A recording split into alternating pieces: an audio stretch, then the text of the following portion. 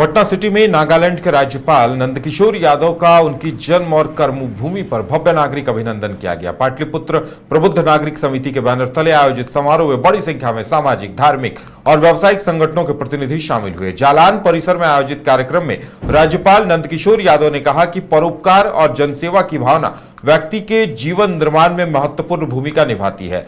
वक्ताओं ने उनके सार्वजनिक जीवन, सामाजिक समरसता और विकासोन्मुख राजनीति में योगदान की सराहना की। इस दौरान विभिन्न संस्थाओं ने उनका सम्मान किया, जबकि मनेर से आए नेताओं ने उन्हें चांदी का मुकुट पहनाकर अभिनंदन किया। समारोह में कई जनप्रतिनिधि, मंत्री, विधायक, पार्षद और बीजेपी के पदाधिकारी मौजूद रहे।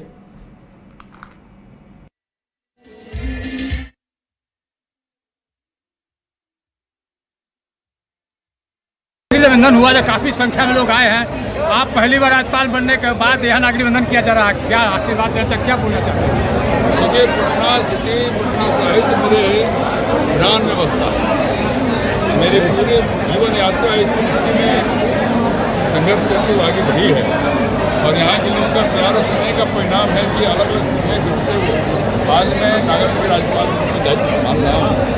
यहाँ की जनता का स्नेह और आशीर्वाद हमेशा मेरे साथ रहा है और आज फिर से एक बार उनके परिवार का एक आदमी एक राज्यपाल के पत्र गया है।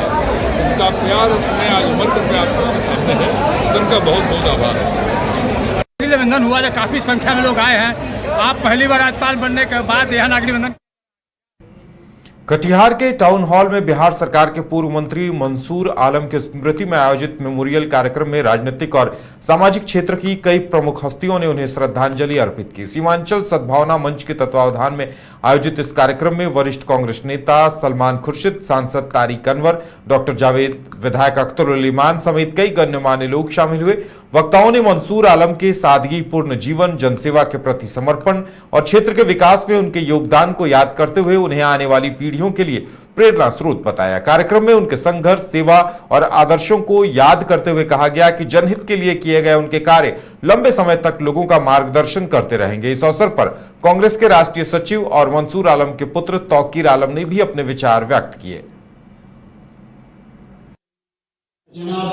सरकार की सूची में 102 नंबर पर हमारा नाम आया। हम अत्यंत पिछावट के लोग हैं और इसका बेदाग सियासत, सादगी और जनसेवा के प्रतीक पूर्व मंत्री मंसूर आलम साहब, इस विषय पे सीमांचल सद्भावना मंच द्वारा एक दिवसीय यादगारी कार्यक्रम, मेमोरियल कार्यक्रम है। इस कार्यक्रम का मकसद यही है कि जो हमारे पिताजी पूर्व मंत्री मंसूर आलम साहब, उनकी जो लाइफ है, उनकी जो जिंदगी थी वो बिल्कुल सादा जिंदगी। एक बड़े ओहदे में जाने के बावजूद भी उन्होंने कभी भी इस ओहदे का गलत इस्तेमाल नहीं किया। एक सादा जिंदगी गुजारे। आप लोगों के कैमरे से भी वो बहुत दूर रहते थे। वो जन समस्याओं से ज़्यादा उसको सॉल्व करने पे ज़्यादा प्रायोरिटी देते थे, जो हकीकत बात है।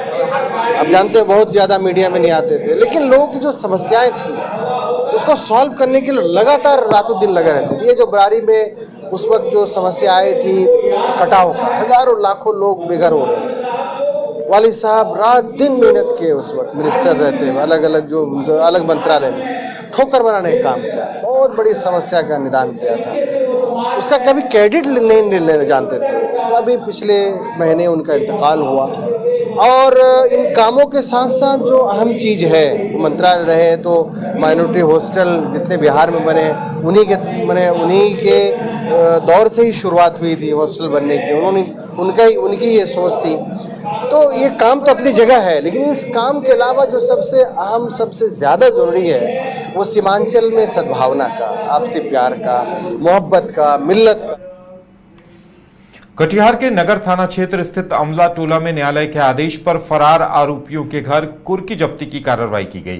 कांड संख्या 420-10 से जुड़े मामले में आरोपी बिहारी लाल दौलानी और देव कुमार दौलानी को कोर्ट में उपस्थित होने के लिए पहले नोटिस जारी किया गया था, लेकिन निर्धारित समय पर हाजिर नहीं होने पर न्यायालय ने कुर्की वारंट जारी कर दिया। इसके बाद एसपी के निर्देश पर एसडीपीओ विशाल आनंद के नेतृत्व में पुलिस टीम ने आरोपियों के घर पहुंचकर सामान को जब्त किया और उसकी सूची तैयार की। भारी पुलिस बल की मौजूदगी में पूरी कार्रवाई कानूनी प्रक्रिया के तहत संपन्न हुई। पुलिस अधिकारियों का कहना है कि न्यायालय के आदेशों का पालन सुनिश्चित करने के लिए आगे भी ऐसी कार्रवाई जारी रहेगी। इस कार्रवाई के बाद इलाके में दिन भर चर्चा का माहौल बना रहा।